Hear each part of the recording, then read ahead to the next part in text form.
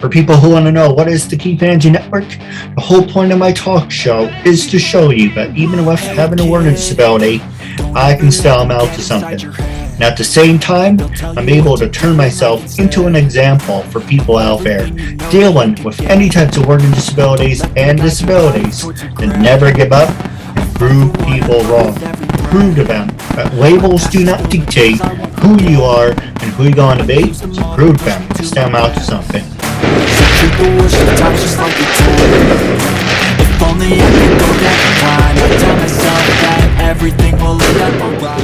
And I was just on a wonderful podcast hosted by Keith Andrew. He's an incredible guy, and we are part of the LD, the Learning Disabled ADD crowd, and it was wonderful to be on the show.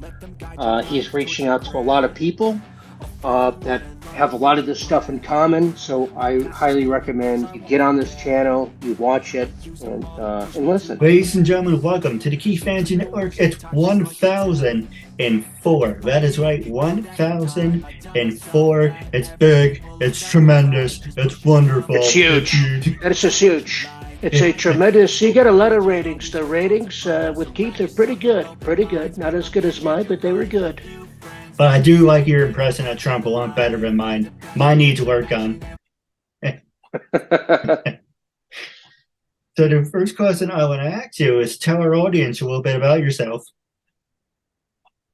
My name's Ken Perlstein, and I'm a writer, actor, and as well as stand-up comic.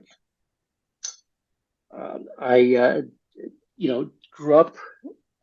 I was actually diagnosed as being autistic and half Downs when I was around 4 years old.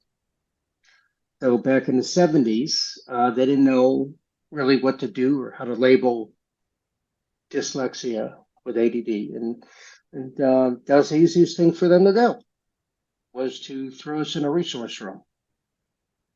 So my background, I had over 16 and a half years and with special education growing up, including some mainstreaming, going to many different schools, moving around a lot.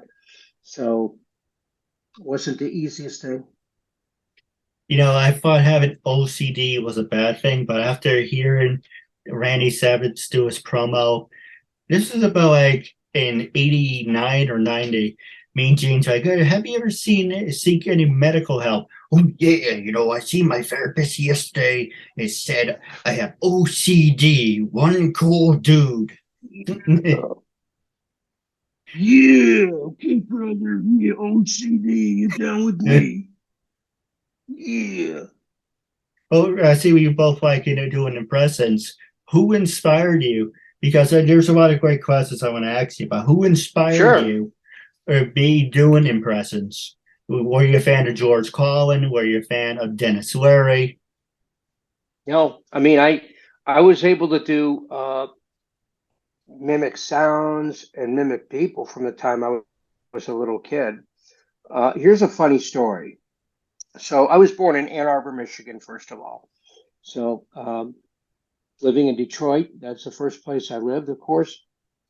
And so when I started going to these special classes or whatever it is, they would have to, I never went to the same school in my neighborhood. That was the rule, because any school in my neighborhood didn't carry these types of things. So I was a little kid, and one day my bus driver, he was taking us home, and I discovered a knack for being able to imitate a police siren, like really well. I don't know how I did it, but I could do the pitch, the fade, and diminish perfectly. I just figured it out. And I was sitting in the back of the bus one day, and I was just fooling around with it. And I made my bus driver pull over 3 times.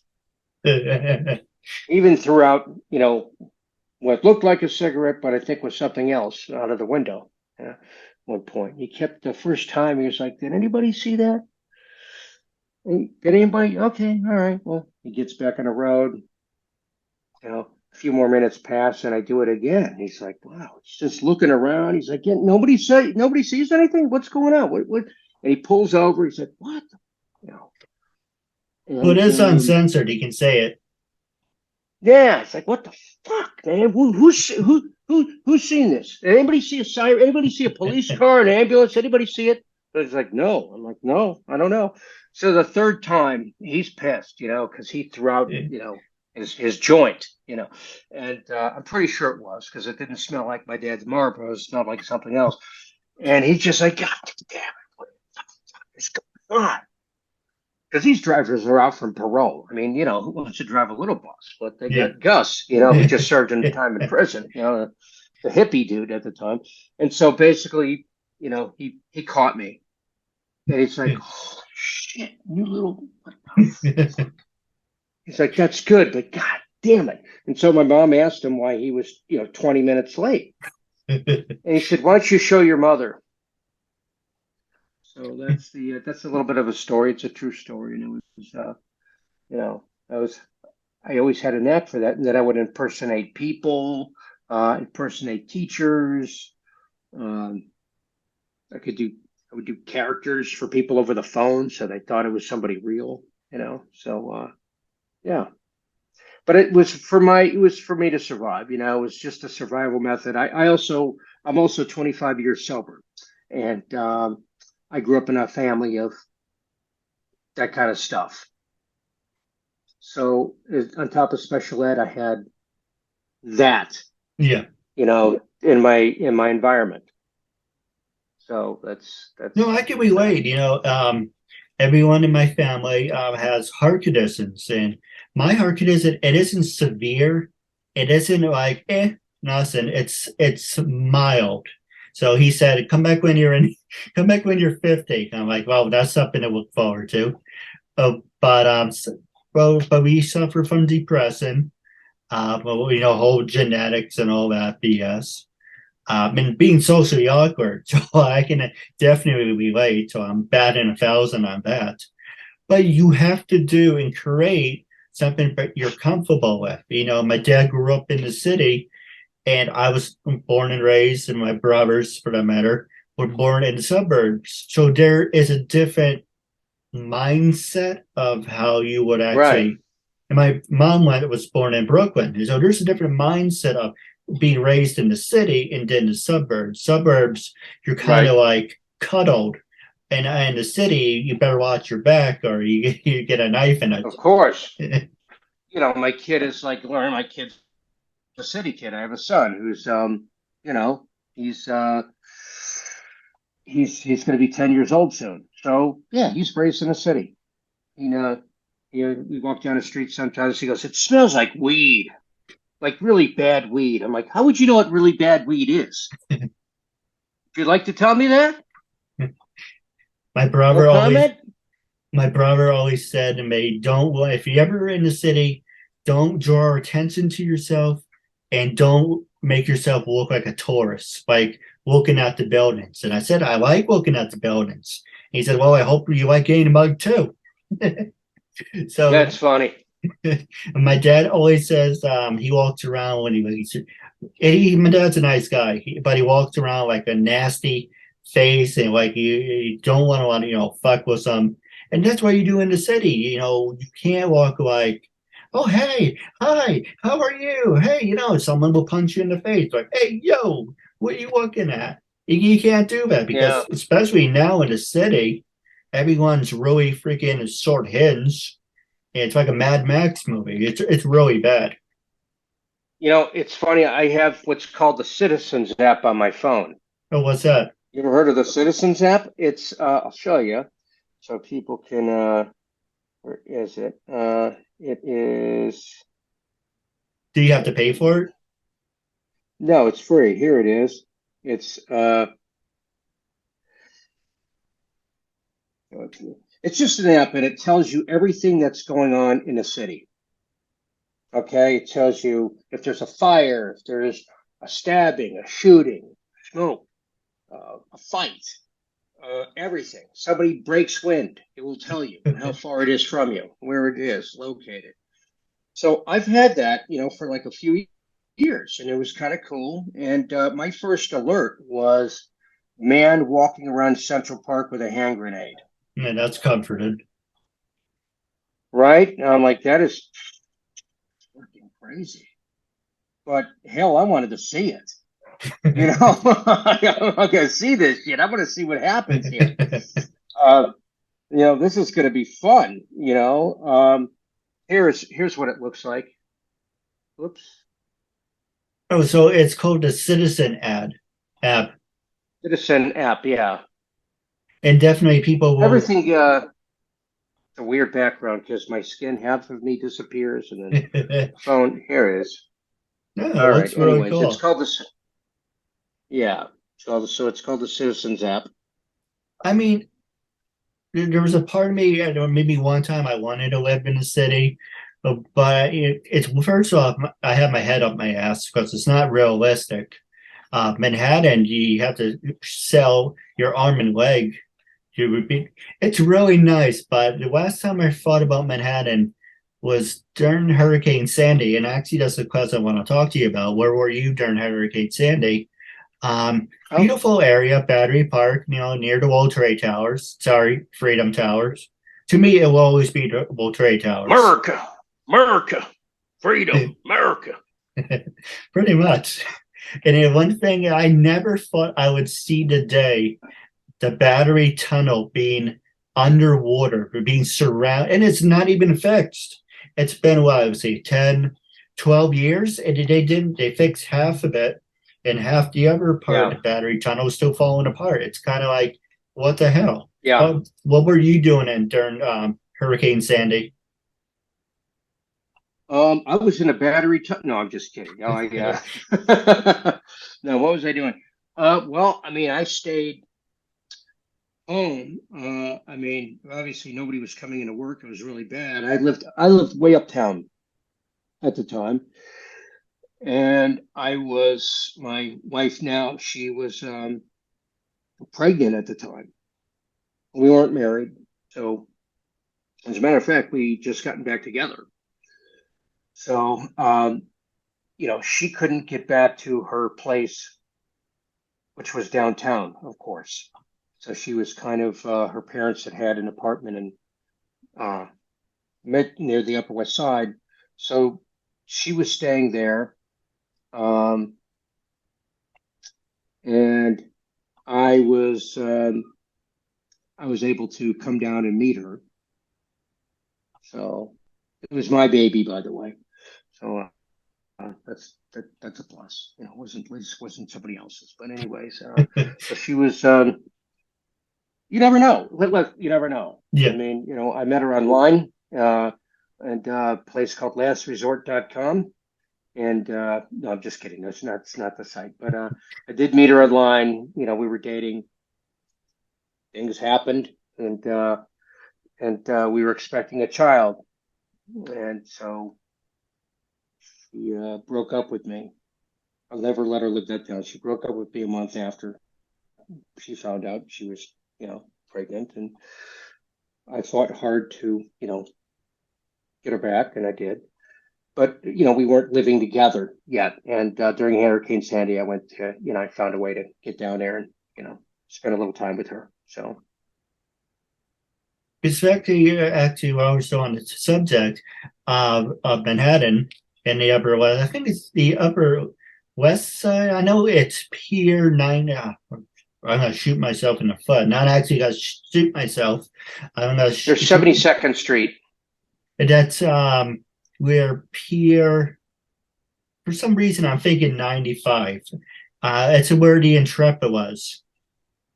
Oh, that's still there. Yeah, that's near Times Square. Yeah, that's I forget what pier it is, but not far from there. Cruise ships take off from there. The Intrepid is still there. And I would recommend anyone in New York City definitely check out the Intrepid. We were on our way to my brother's, for Thanksgiving. It was right after Hurricane Sandy, like a month after. And it's funny because somewhere, I don't think it's in a 6 sign away. It would be funny if the dome, because they had the space shuttle. The space shuttle was on the Intrepid. I remember that. And I remember that. I saw it. Remember the dome of it was blown off. And I said, wouldn't it be funny somewhere in the ocean 12 years later, the dome's just floating around? but it was really nice, and I also saw the Queen Victorian. The biggest, it's grand, it's wondrous, the biggest ship ever. It's like a city on the ocean. God help you if it tips over, right? But I never seen a. Oh, go ahead. Yeah, it's a Royal Caribbean like cruise line or something, right? The Yeah. Royal Caribbean has these huge, you know, it's ridiculous. Like we even have an airport, on the cruise ship. It's like, why bother to just fly on, just fly in, to the Royal Caribbean.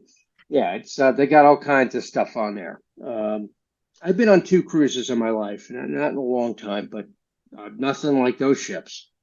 That's, I don't know. They have a new one called COVID of the Seas, which is a pretty cool ship, and then the Wuhan of the Seas.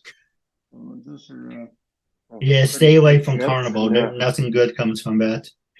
But the last one I want to ask you is, it's in the works. Well, besides Titanic 2, they've been saying that for years. It's in the works. But would you ever go on? You've seen, it's gonna sound like a stupid question. You've seen Captain America, right? You know that some of them, yeah. the first one, the first Avengers, where they have the area carrier. Oh yeah, that big air carrier thing. Yeah. If that was actually like a cruise and it had hotels on it, would you really go on that thing?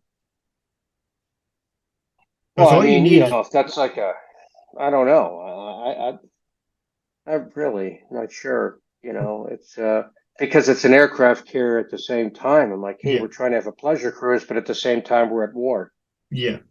So it's a little tough. And God help you if a Join the flock of crew. seagulls go in there, right? Exactly. Get caught up in the engine stuff, and Captain Sully's actually flying the aircraft carrier and has to make a crash landing in the Hudson. It would be too big for the Hudson. I don't even know what I'm talking about. What are we talking about? By the way, this podcast is brought to you by the U.S. military and Captain America.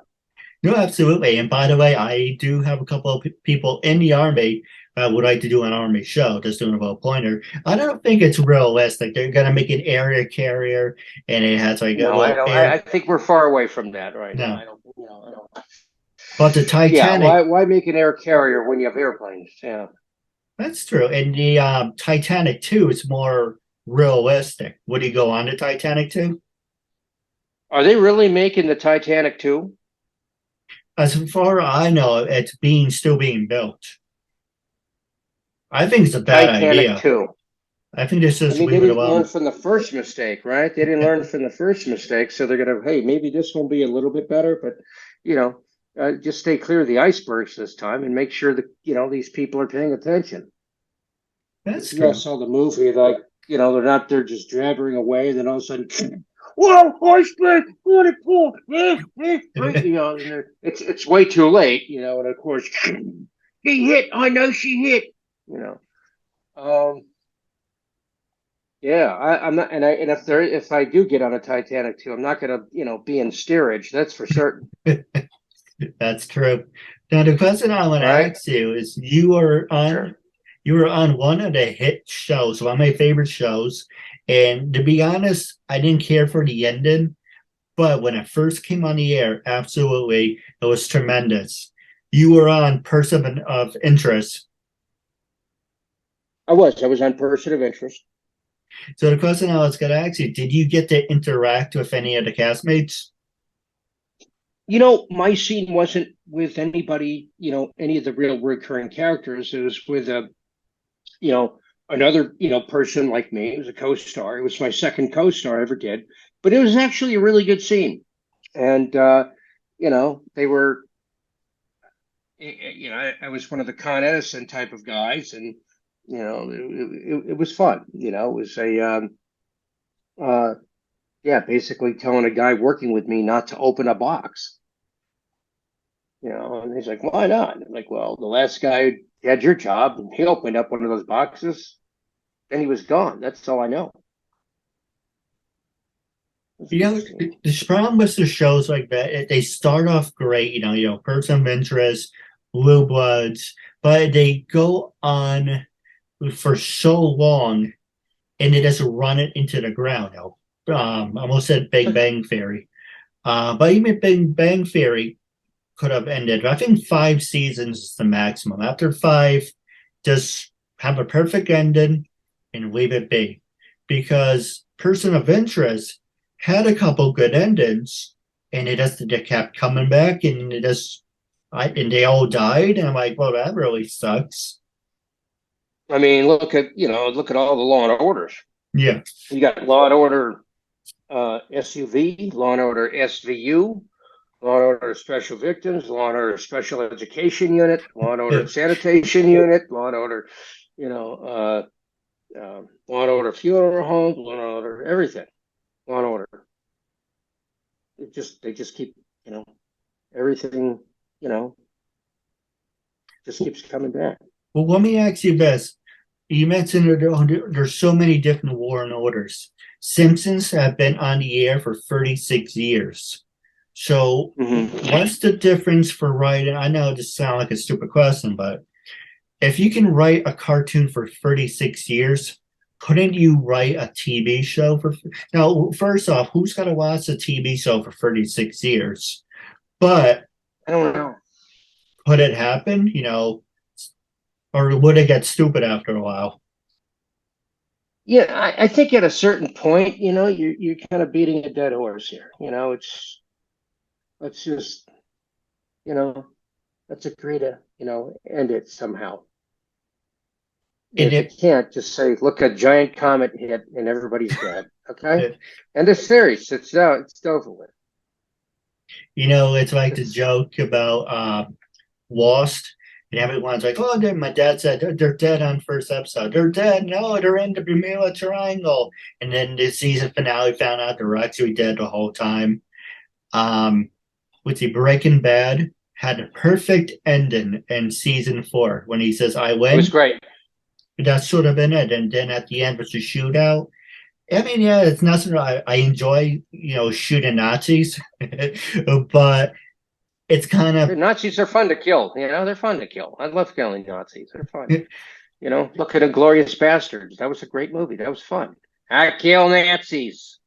Well, no, they have a movie coming out. I'm sorry. Go ahead. Oh, go ahead. I'm sorry. I was just reading. I'm like, there's a movie coming out called Cocaine Bear. I think it was one of Ray Liotta's last movies, but it's called Cocaine Bear. And it's based on a true story about this black bear in Georgia mountains that consumed a large amount of cocaine that was accidentally dropped by dealers. But, and the bear in real life, the bear just overdosed and died. But in this movie, the bear goes in a coke rage and, some rampage and, starts killing everybody. I'm like, wow, that's crazy stuff. But that's a movie you could have a sequel to that movie where the bear actually goes into rehab. The bear's in rehab. It's doing pretty well. It gets a 30-day chip, and the bear makes a speech. It's crying, and then the bear has a slip. He relapses, and he kills a bunch of more people.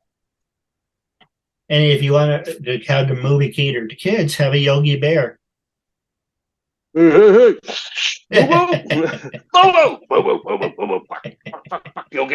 Yogi, I'm not ever. It would be really Say hello to my friend Yogi. This is Yogi. Say hello to Yogi, okay? And you're also on the sorry, I had a brain fart. You're also on the Americans. Mm-hmm. That was my first co-star, yes. So what out of both of your shows, a Person of Interest and being on an American, so what was the cast like? What was the production like? Was it the same? Was it different? Well, The Americans was a little bit different. It was I was supposed to have actually a much larger scene, and a scene with one of the main guys on there.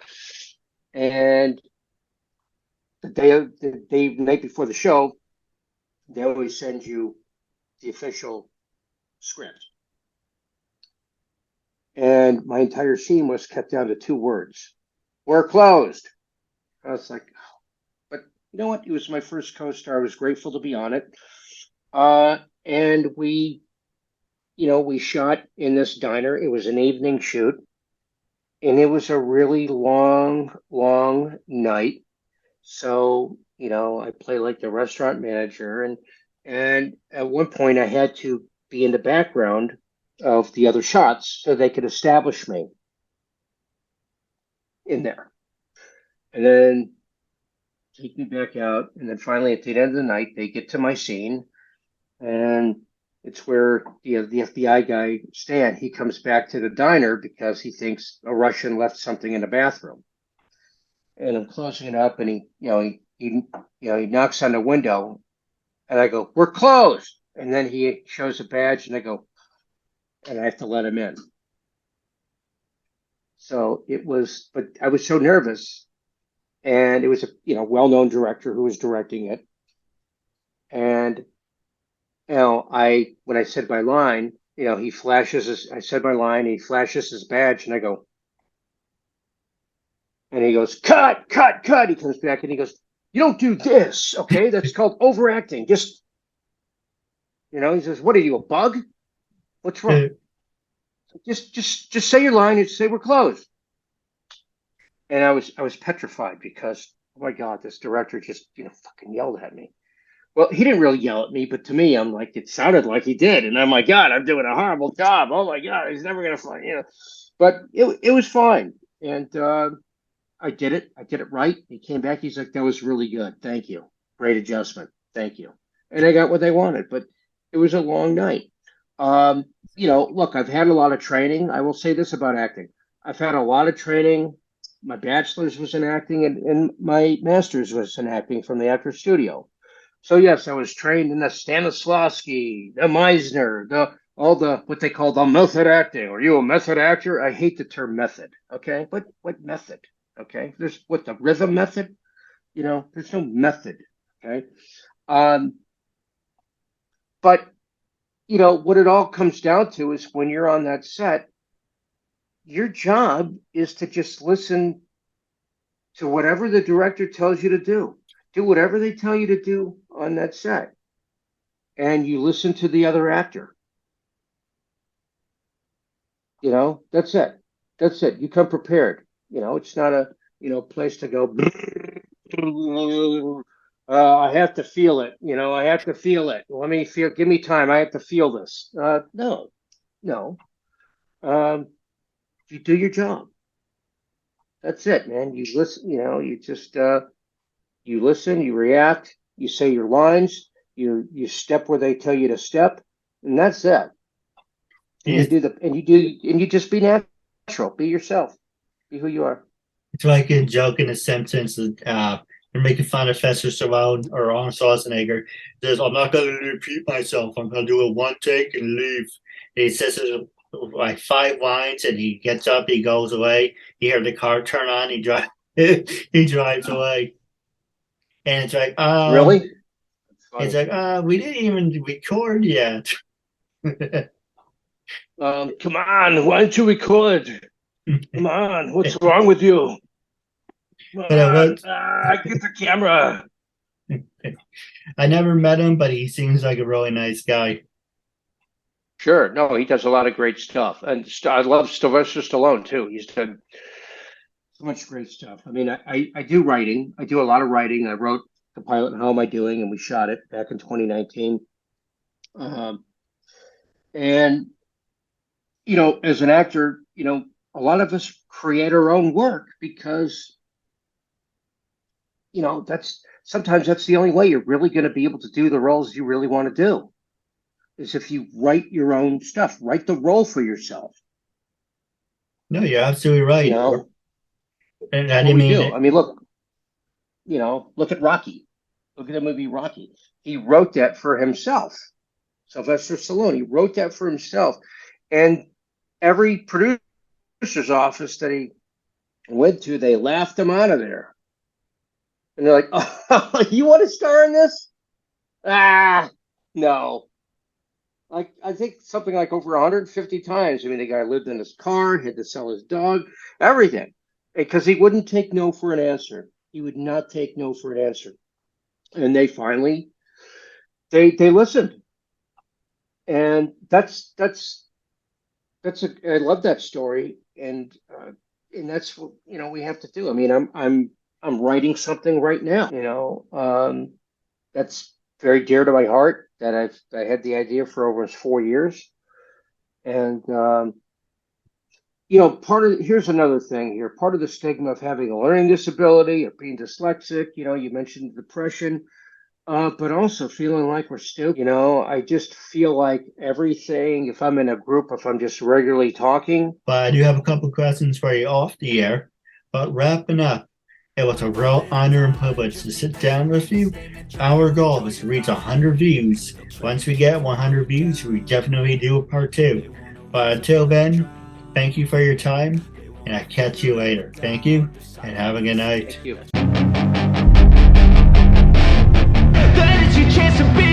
Hey kid,